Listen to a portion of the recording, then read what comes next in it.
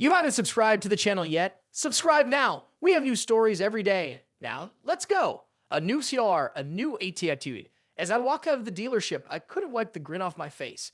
I was now the thrilled owner of a brand new Jeep Grand Cherokee SRT, and the dealership was the proud new owner of my old Prius hybrid.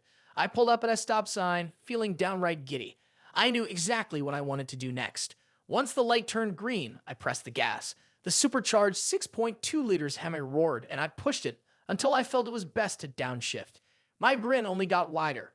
When I arrived home, I didn't even bother parking the SRT in the garage. I planned to drive it again any minute. Stepping inside, I smelled something cooking. Spaghetti, which I've never much cared for.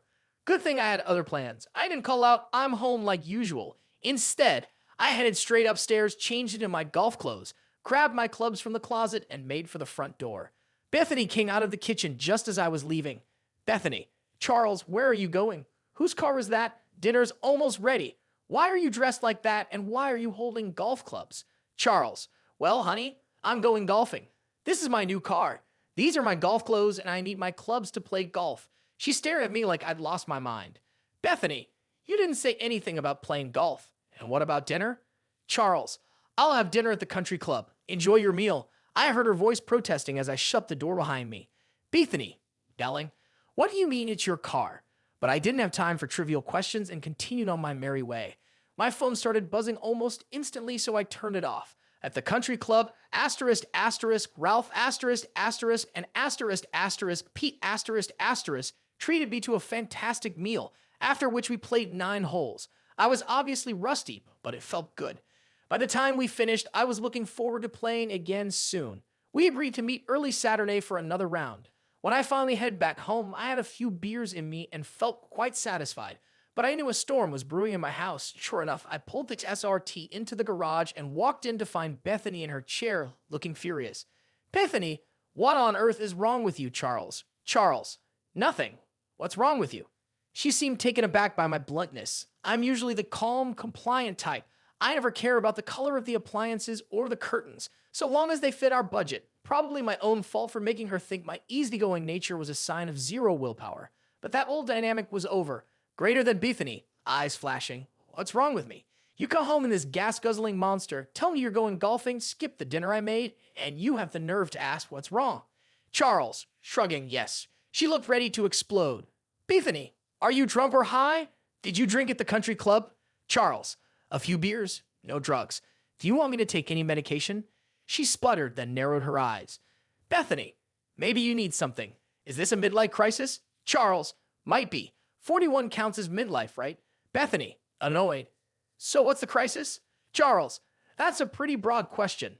Bethany, "I'm serious." Charles, "It's a secret." She gapes. "Bethany, you're having a crisis and keeping it secret?" Charles, "No." Betty, "Stop being an ass."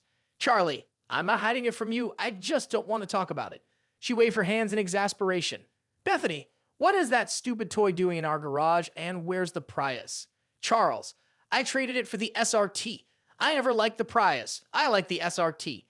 Bethany, "We agreed on the Prius because it's environmentally friendly and economical. Responsible people drive hybrids. How will this look at your workplace? All the executives use hybrids. They'll think you're some dinosaur." Charles, "Probably they'll be jealous." Bethany, "We agreed on a Prius." "Chairs you. I just went along with it because it's what you wanted." Bethany, "Well, you should care about making me happy." Charles, 3 days ago, maybe I would have. Not anymore." Bethany, "What's gotten into you, Charles?" Charles, "I've decided I like being called asterisk, asterisk, Chuck, asterisk, asterisk now. You'll have to call me Chuck."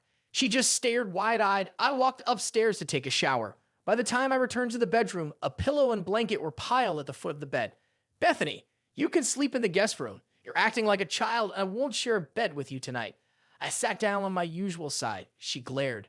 "Bethany, what do you think you're doing?" Charles, calmly, "Going to bed." Bethany, "I told you, you're not sleeping here."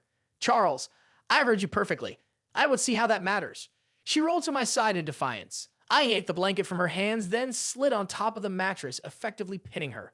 She flailed, but I weigh around 200 pounds, and she barely reaches 100. She couldn't budge me. Bethany, furious, "Get off me, you jerk." She tried to slap me, but I caught her wrist. Charles, "That's my side of the bed. Yours is over there." Do not cross the imaginary line again. She scooted on her half and started to cry. Bethany, sobbing. What's wrong with you, Charles? Why are you being like this? Charles, there is no Charles, only Chuck, and you're on my side of the bed again. Bethany, I thought you liked being called Charles. Charles, you like calling me Charles. I just put up with it, and I don't think you respect me at all. Probably my fault for spending too much time trying to keep you happy. Now I'm looking out for me. She cried even harder. Bethany, yesterday, you were the perfect husband. Now you're treating me like garbage. Charles, it took 3 days, not one. And it's complicated. Good night, Bethany. She stared confused. Bethany, are you sick?